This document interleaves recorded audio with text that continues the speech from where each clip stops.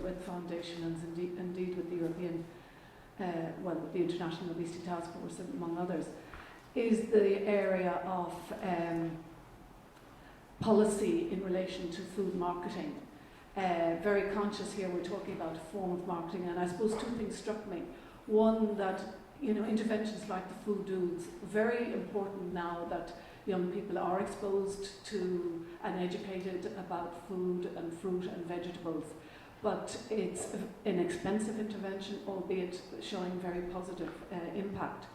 But I feel that we need, one, to make sure that policymakers are not let off the hook in looking at how we can, in light of the evidence, and Gerard Hastings, obviously, you can bring a lot of your own research and information to bear on this area, the impact of food marketing on children's food choices, and that we mustn't let policymakers think by funding good evidence and good interventions that that's their job done, that we, in my view, we need policies also to protect children, and if it's shown that marketing of foods high in fat, sugar and salt are impacting on food choices and certainly contributing to the obesity problem, then we need our governments to tackle that. And I think a point that kind of came out in our discussion at a group is also, I think somebody else maybe has already said it, that we need to adapt social marketing strategies to policymakers as well. So just a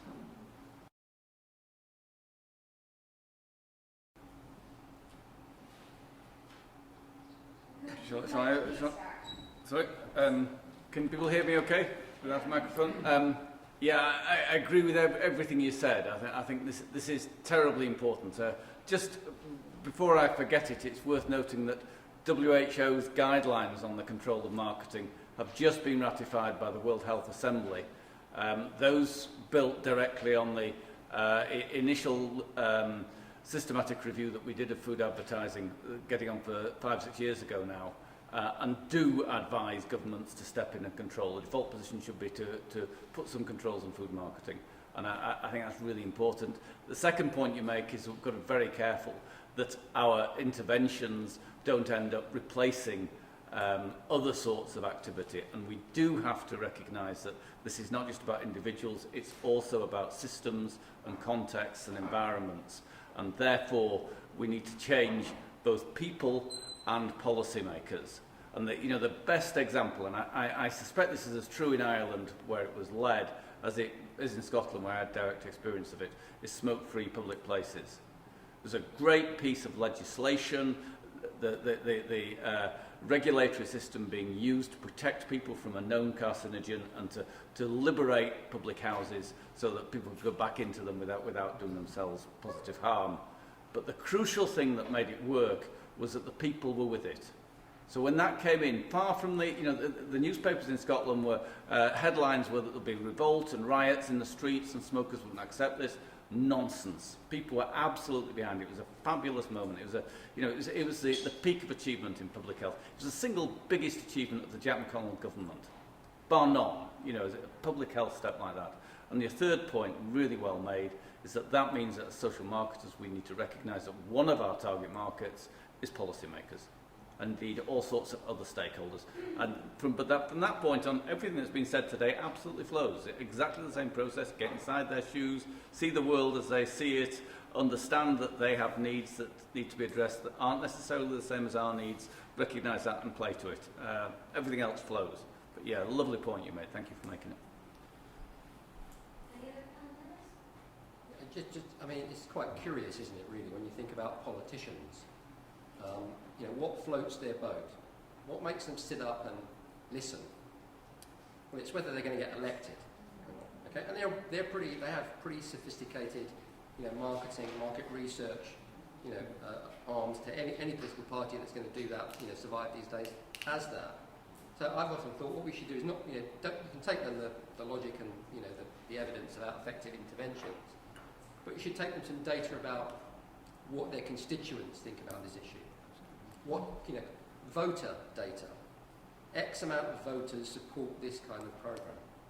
So it's about speaking to people in a language that resonates with them, not taking our, in this instance, public health data or transport data or crime data, whatever the issue is. It's speaking to them in the language that they can relate to. That's the way to go.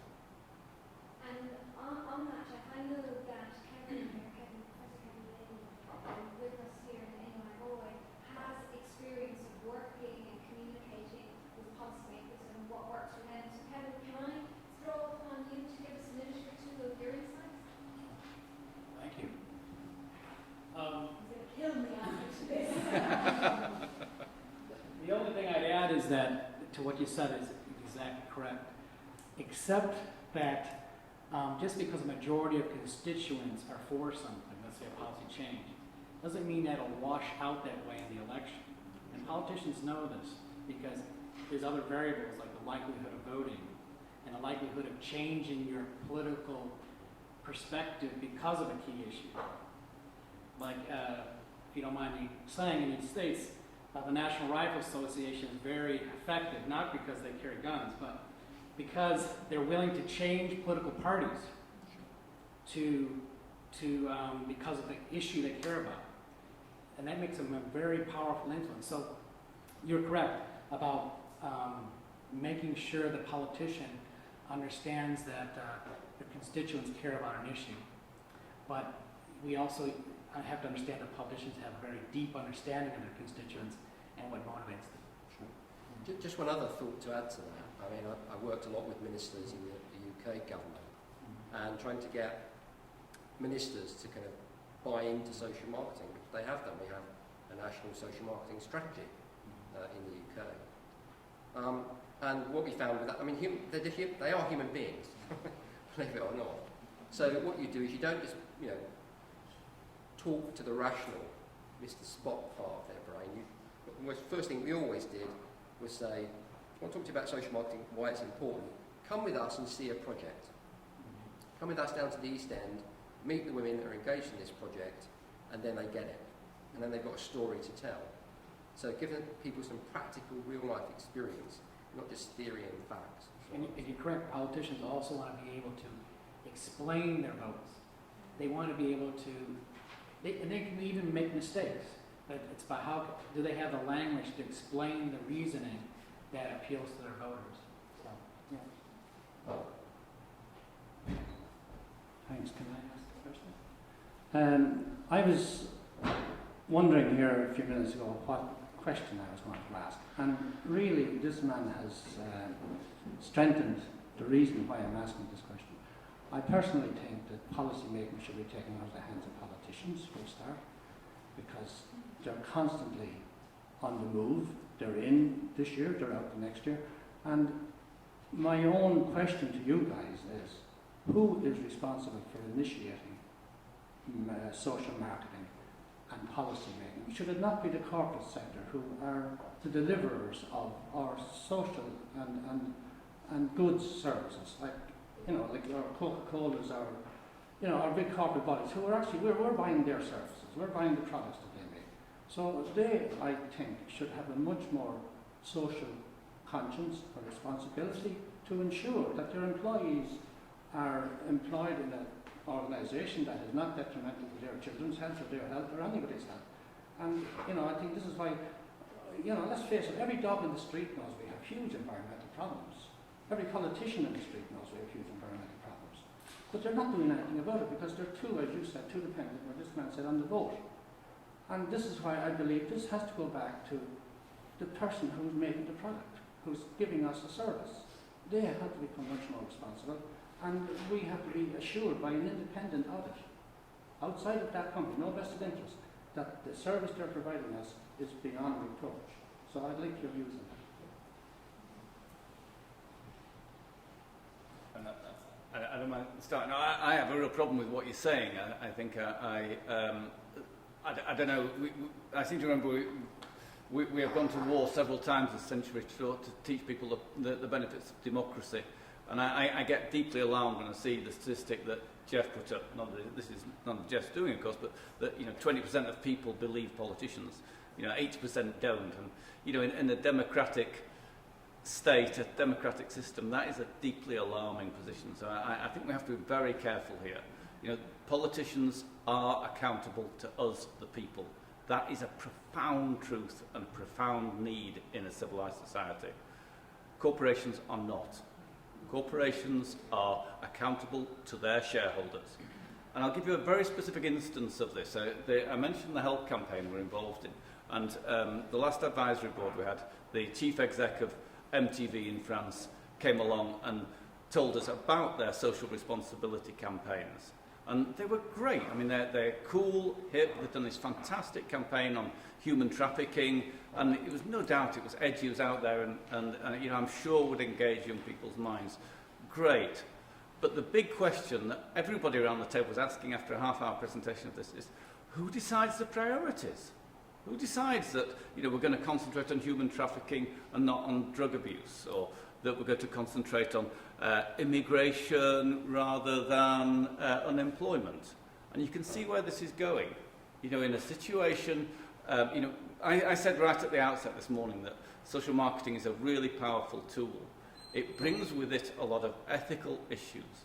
We mess with people's lives. There needs to be some democratic accountability in that process, and I would loathe to find a world where that was done somehow hived out to the corporate sector to decide what were the issues that need to be dealt with in this world. It would be very dangerous. Can I put it slightly differently? Every child in this country is going through some sort of a program that encourages them to eat well or to be aware of environmental issues, but yet when they go out to the real world, all that changes because they have to make changes based on economic considerations. Yeah, now absolutely agree with where you're going now. It's a terrible dilemma. Yeah. I mean, we're educating our children to be great citizens. The minute they go out and get a job, a lot of that has to go out the window because they have to abide by what the boss says. Yeah, I mean, I smile because I went through this a personal epiphany in this regard. I did a sociology degree and then I had to go out and get a job as well. That's about the same thing. I mean, you raise now, I think, a much more important issue that we need somehow to recognise that a lot of the issues we're dealing with have profound impact for the way we run our society. And the obvious one is sustainability and climate change. You know, we cannot go on as we are now. I mean, you know, just to take one trivial example, we are. I sat through a presentation really recently of a guy who is Chris Martinson, who's done a lot of work on sustainability, and he didn't talk about climate change and global warming. Instead, he just talked about the resources we are using up, and he told a story about copper, which we started using in a large scale about 100 years ago. And at that point, when we first started using copper, you could literally pick ingots of it off the surface of the ground. Now, to get copper, you have to dig a 5-mile deep pit. And it is rapidly running out. And at the end of his presentation, somebody said, "Why aren't governments listening to you?" And he said, "Well, I don't know. They don't seem to want to, you know." Then he paused for a minute and said, "Oh, well, maybe they are listening to us. Certainly the Chinese government has been stockpiling copper for the last 3 years." So there was sudden silence in the room. Oh shit, what does that mean? But the point is that you're right. And you know, to take a much easier to grasp example, from my perspective at least, tobacco. You know, immensely damaging product. 1 in 2 smokers are killed by it. Millions of people across the world are dying from tobacco-related diseases. Yet, you know, we do all sorts of interventions and lovely, clever things, but we still have tobacco corporations. Why would you do that? Why would you do that? You know, you'd set up these organisations whose sole purpose in life is to encourage the very behaviour you know is lethal. So yeah, there are big, big questions out there, and we tend to sort of avoid them in these sorts of gatherings, I think, because they're so big, it becomes almost theological, but fascinating stuff. Thank you for raising it. It's hard to follow. I know Tracy has a question. This is more a question for you, Jeff, actually. Well, it could be a question for all the panel. I've been in the fortunate position of having worked, 1, across many industries, 2, cross-cutting public and private sector. I've worked at the Cabinet Office as a Chartermark Excellence Award assessor, 20 years younger than most of my counterparts, and I've seen the most fantastic, excellent programmes that are out there that can initiate change. I've also worked on lots of equal, interreg, ESF projects, and I've seen some fantastic programmes. And I've also seen them constantly being duplicated on pan-London projects with money wasted over and over and over again.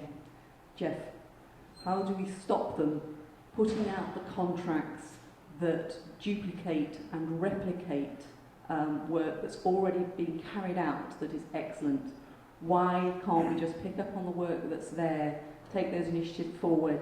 And I have seen many programmes and have been involved in them, and I find it, I've been on both sides of the fence as a consultant.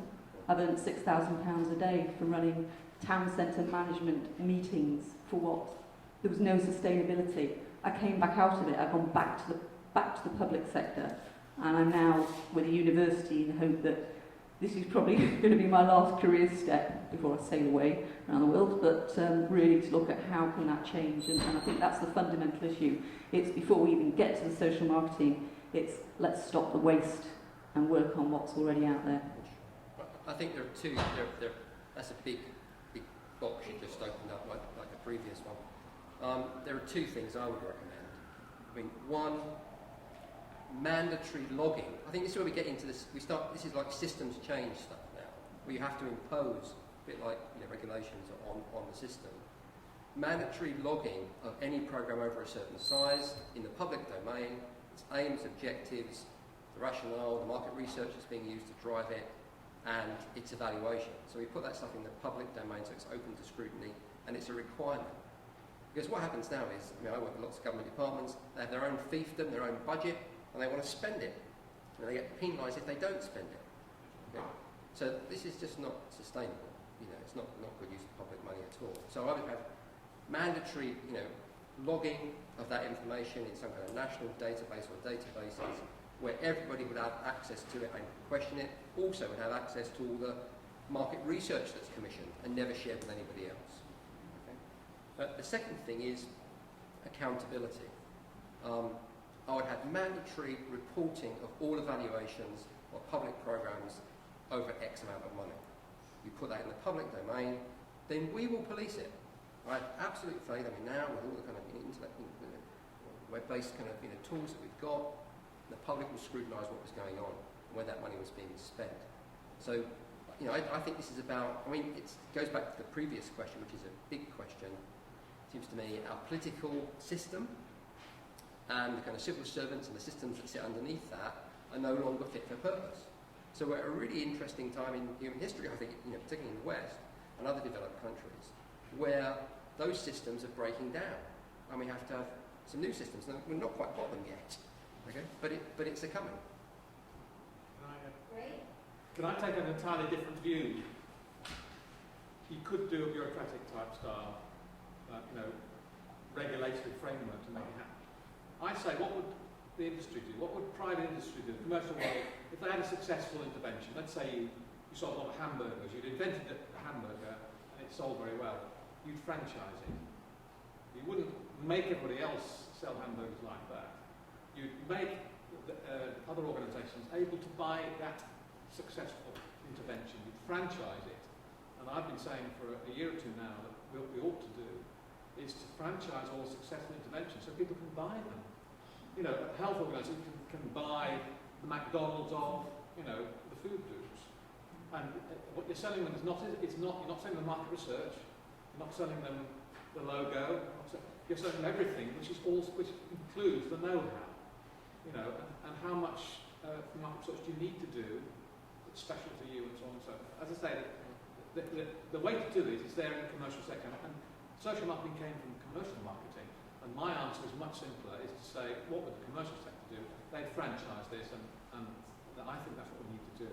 It should sell on its merits, you see what I mean? And authorities or small organisations could buy into a particular intervention at the level they can afford. An small organisation can buy a little franchise, a big organisation can buy a full Monty with all of us coming along and helping them out. That would be my answer. Just watch this space with food groups, because that should be the next. Well, I think that's but I think we should have invested the last 5 years. Government should have invested in producing franchises of all the successful things. I think unfortunately, it's not happened. That would have been the best thing we could have done over the last 5 years would be to turn that, commercialise the social marketing interventions we've done. But that's history. I don't think these 2 points are mutually exclusive. I think franchising model is a good model. But I'd be even more fundamental. I'd just like to stop all the crap that's going on. I can look at projects now that multi-million pounds and euros are being spent on them, and they ain't going to work. We know that. before the ink's dry on the page. And it seems to me that kind of stuff, you can't leave that to the market. Would you like to do this effective programme, or would you like to do something else? We can't afford that anymore. Not affordable.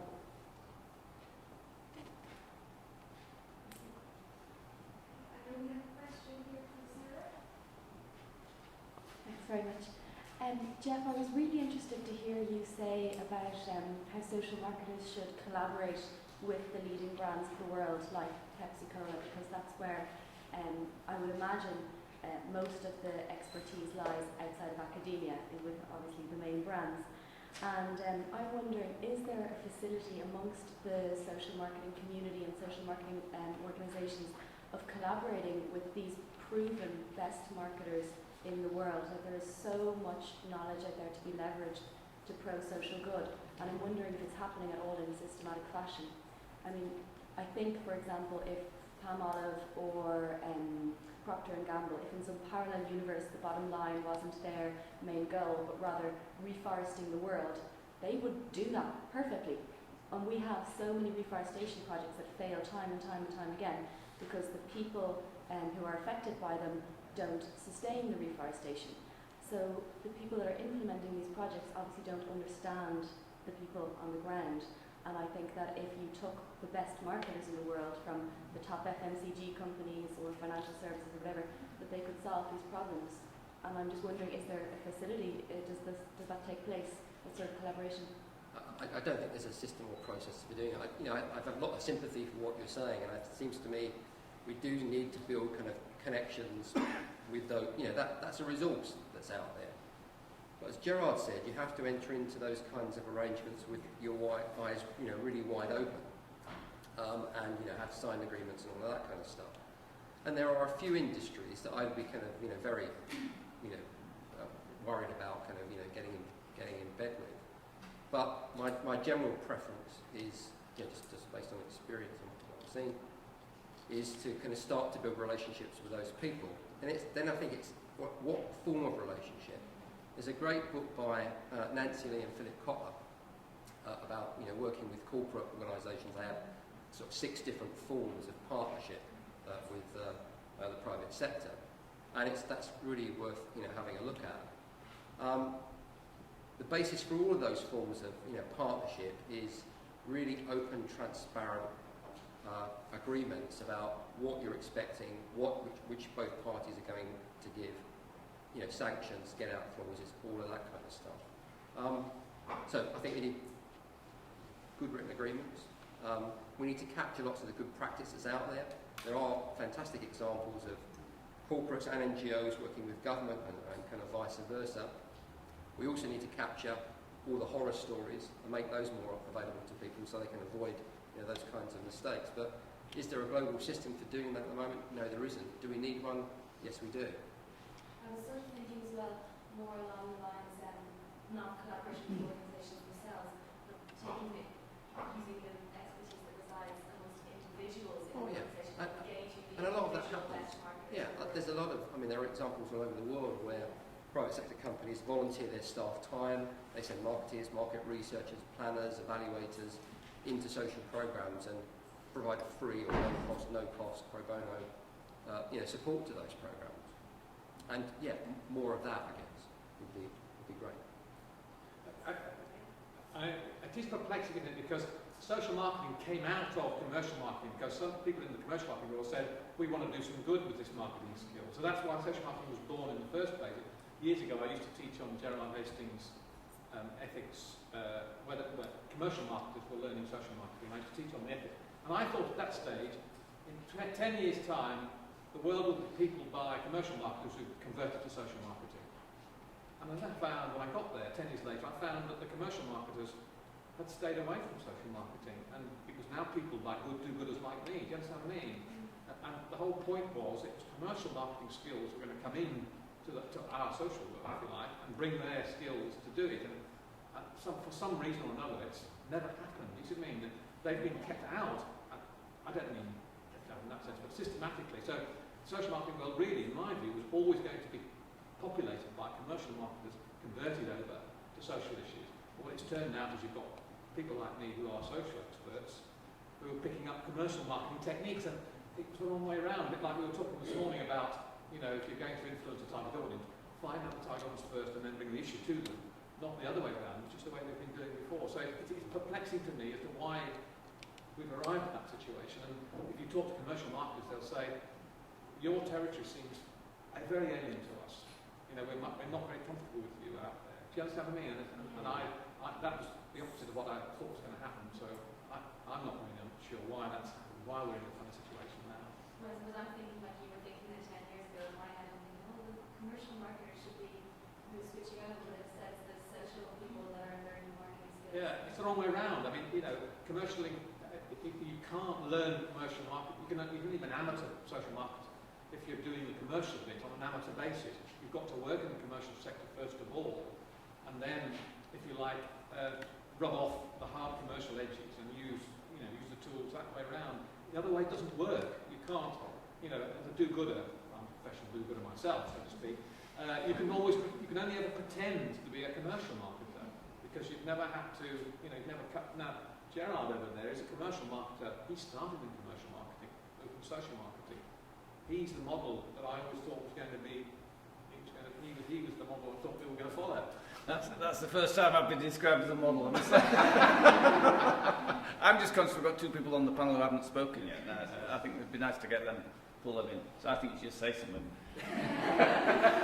Yeah, I was going to say, I think we have to think strategically and ask ourselves, for instance, why is it easier to stop an ineffective health technology than to stop an ineffective public health program where we know that social marketing is not being used at all and it's going to fail. It's going to waste millions of euros to member states. And it's sort of, let's say, operational question, but also strategic. I mean, why is it easy? Why can we stop an ineffective health technology? Because there is a recognized body to do so, because there is a recognized profession that has the authority to say so, because there are methodologies to demonstrate that that is ineffective, because there are, and so on. And when we ask that about public health, there's nothing. It's just common sense. And it's political opportunism, and it's all sorts of not very positive forces at stake, which throughout the years lead to this that we were just discussing now, that sometimes things seem to be completely irrational. We know it's not going to work, and yet we're going to do it. And nobody can stop it. And so it's not like that in the health sector overall. So maybe there's something extra missing here. But can I just interrupt there? It wasn't always like that. In the health sector, we did things which were ineffective for donkey's years, and we dug our heels in, and over our dead body we were going to stop doing things. So we've been forced to do that because we pretended, we had this idea we were evidence-based. We put all our money on the evidence-based horse, and then we found the evidence-based showed that a lot of the stuff we were doing wasn't any good. So we were, in a sense, we were hoisted our own petard, and I think it'll have to come with social programs eventually. Sorry. Yeah. Over to me now. Yeah, go for it. This isn't really my kind of field of expertise at all.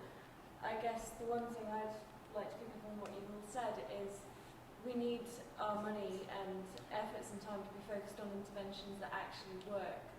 And there really aren't a lot of programs out there that have been thoroughly evaluated. I sometimes get the impression a lot of public health interventions are kind of almost drawn out of thin air. I know, let's kind of get some people to dress up in fruit and veg costumes, and that'll encourage children to eat from fruit and veg. And that was actually an intervention somewhere in Spain, I think. And it seems to me a lot of the talks in the group we just had seem to use kind of ethnographic research, really getting into the minds of the people that were their target audience, and that's what Gerard and Ray were talking about earlier, about you really need to focus on the people and find out what they're thinking about things, what their attitudes are, their beliefs are, and from that develop your programme. And I think we need more of that in terms of coming up with effective programmes, because it's all very well and good saying we need to pick effective programmes, but there really aren't that many out there to choose from. So I think, again, we need to focus our efforts on developing effective programmes by paying more attention to our target audience. There's a couple of other things I just occurred to me based on what you said. And the first thing is a curious kind of thing that's going on in the marketplace at the moment, and that's I kind of work with quite a number of kind of commercial sector marketing companies, and they are searching for and recruiting and cherry picking social marketers into their world because they can see that's a huge potential market. So they're going and they're sucking out people like Ray and others, people that know the do-gooders that have got that expertise because they don't. So it's complementary, I think, set of skills. And social, I mean, it's a huge market. If you look at in the UK, the government is the biggest purchaser of marketing, market research, and advertising. It's a big market for them, and they know the old model of let's have some advertising is now being stopped, largely. Okay, so that model is not going to work anymore. So they need somebody that's had their expertise. The second point was, I guess one of our responsibilities, our managers' responsibilities, is to become more effective purchasers or procurers of these forms of intervention. So we need to apply social marketing principles to commissioning work. So if we're commissioning, hundreds of thousands or million euro programs, we have to have a systematic process for doing that.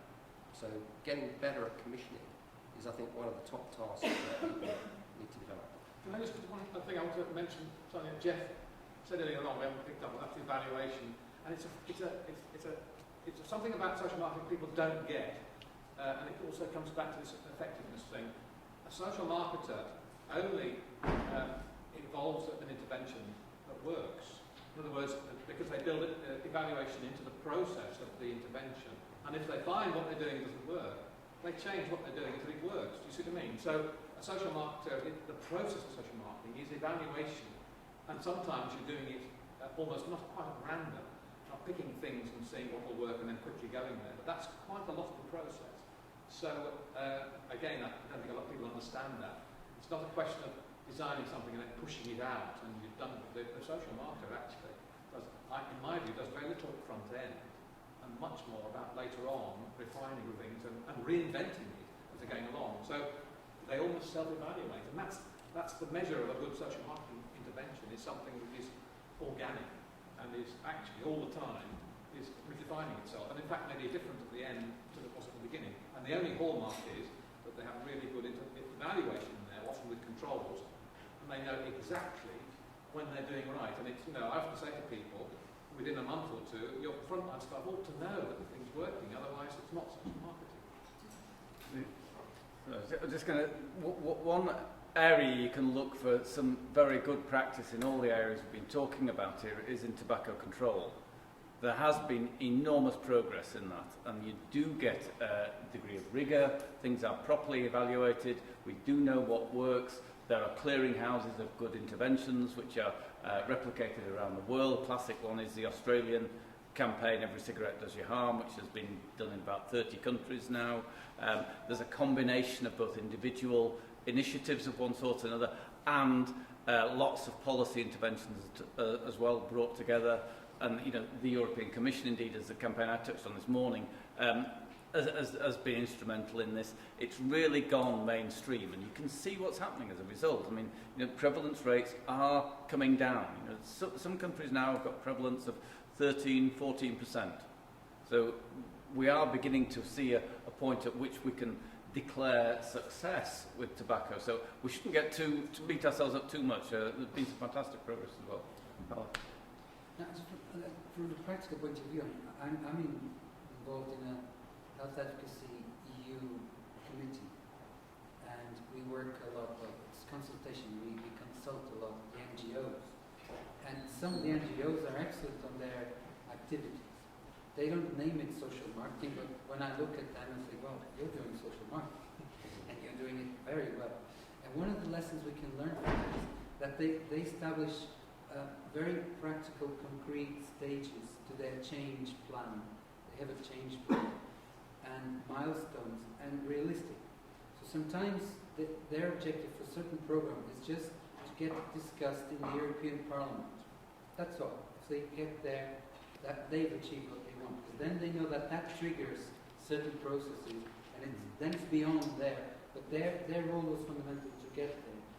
Sometimes they need to convince some agency to actually do some study about some issue, and etc. I mean, and also in this case, maybe sometimes we're sort of being too broad and not too focused on step-by-step change, and then realistically think, okay, we need 5 steps, but I can only intervene in 2 of them. The other 3, I will not be able to. Then, again, strategically, can we find partnerships? Can we sort of move on with somebody else? Or those 3 other steps, can they be undertaken by somebody else? I mean, because I see and I hear lots, sometimes frustration that we've been successful in step 1 and 2, but then the other 3 we haven't, and we feel like, oh gosh, what are we going to do now? So, and sometimes it's just not possible, because no resources, no whatever context. And as I say, I think learning from each other is very important, and a forum like this is really fundamental. For our panel, we have our last question coming from the back of the room. Hi, sorry, just a quick one. If you work for an NGO with multiple stakeholders, how exactly would you implement a social marketing strategy that appeals across a wide range of people and age groups, both men and women? You know, do you have to implement many different types, or can you just do it across one range? Shall I start the ball rolling? Hills will probably know more than me about this. What I take, the rule of thumb is that to pick one relatively key target audience to start with them. I often go into programs and people are talking about multiple segments and this sort of thing. It's very easy to get confused. It's very easy to be overwhelmed by the different variations. And what I found in practice is if you pick a key target audience, work those up, get the intervention going, you'll often find that target audiences around them or other segments will, with a bit of an adaptation, you can widen the intervention out. So in other words, start small and then expand that. It's much easier to, as Jeff says, to commercialise something, a successful first stage. The difficulty, a lot of social marketing programs have run into the ground because they've tried to be all comprehensive at the front end. You know, they do all the work and they do all the segments, and they get overwhelmed that they can't, the organisation can't deliver something on a wide scale like that. They get very confused. So my rule of thumb is stay simple, be practical, get some results going early on, get things moving so you know you're barking up the right tree, so to speak, and then you can widen it as your resources and as time goes on. It's bloody difficult, would be my answer to that. I'm working on a project that's got 10,000 signed up stakeholders. It's about death and dying in the UK. And you can't deal with that many. It's great that that's one of our targets, to get lots of people signed up, to the programme. But you can't work in any meaningful sense with this organisation, doesn't have the resources to do it, with that many stakeholders. So what you have to do is pretty obvious. You develop a stakeholder management plan, you prioritise who can give you the best kind of return for the investment and time and effort in supporting them, and put 90% of your effort into them and 10% of your effort into everybody else.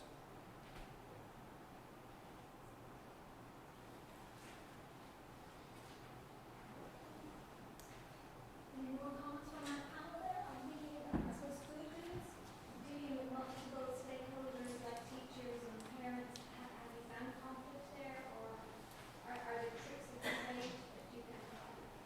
It's about food and veg, not steak, isn't it? I guess primarily the programme was designed to work with children, and it was children that are the focus of the kind of behavioural principles of role modelling and rewards. And in a sense, I guess the children kind of take care of the parents, because parents will bow to pester power, and if kids want fruit and veg in their lunch boxes, then they'll make sure they get it. So in a sense, we don't really need to target, or didn't need to target parents directly. A couple of letters home explaining the programme and combined with the children's enthusiasm was pretty much all that was needed. Again, teacher support in the programme is critical, and if they don't support the programme, it doesn't work very effectively.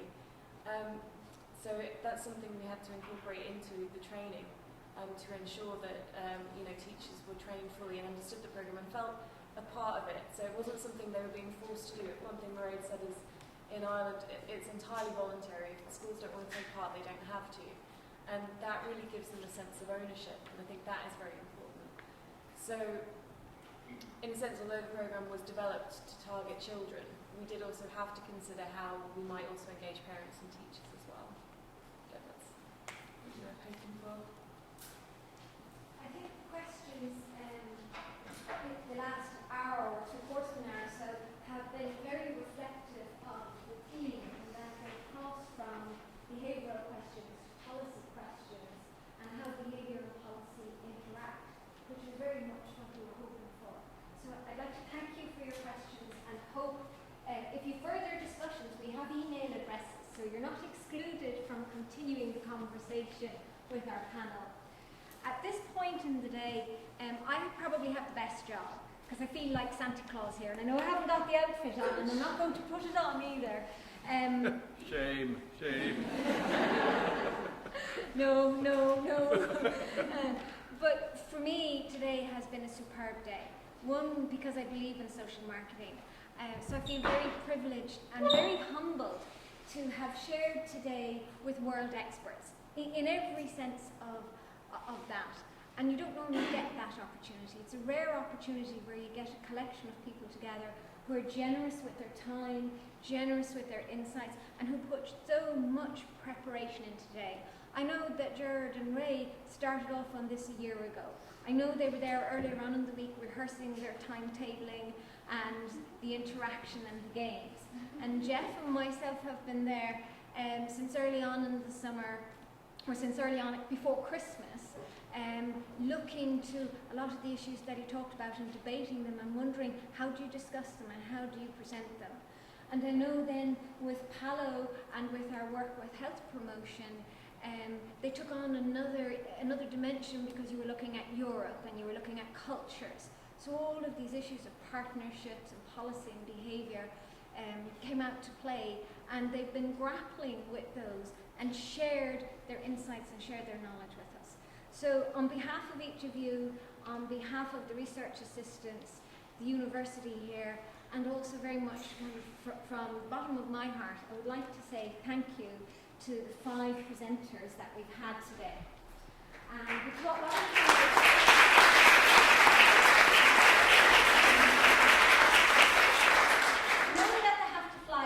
and knowing Ryanair, we said we won't go for the book and the picture because that's 10 grams or 10 kilograms, so into excess weight.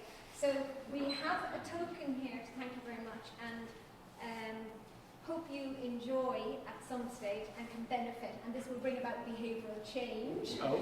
And you can hide some nuggets in it too. And you're not allowed to until you go home. Can you open it? Finally then, well I have two things fine. There's a lot of people behind the scenes that you haven't seen. You've heard every single day or every week from Valerie Parker.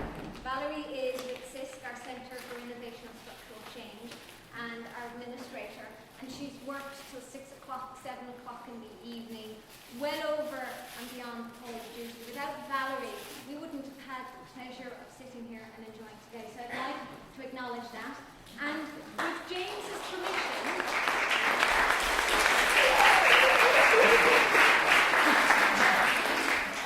and I'm going to get it in now, twist James's arm, because I want to bring Valerie out to lunch, James, and I want the policy makers to take care of that.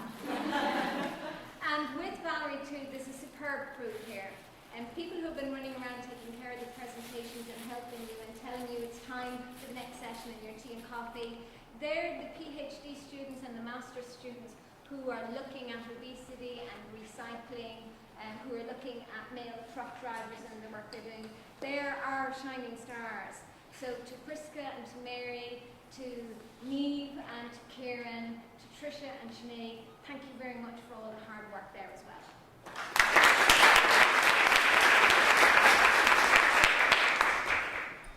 Finally, I want to thank you. It's amazing. It's amazing that in today's climate, where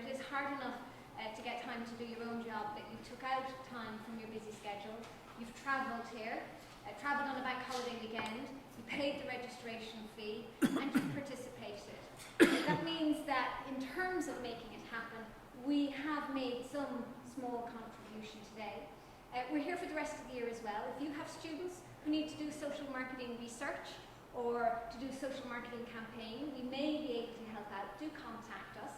If you have research that needs doing, you'd like to fund a postdoctoral student or a PhD, or look at that kind of project work, come back to us as well, because our door is always open, not just for the conference, but for continual conversation there.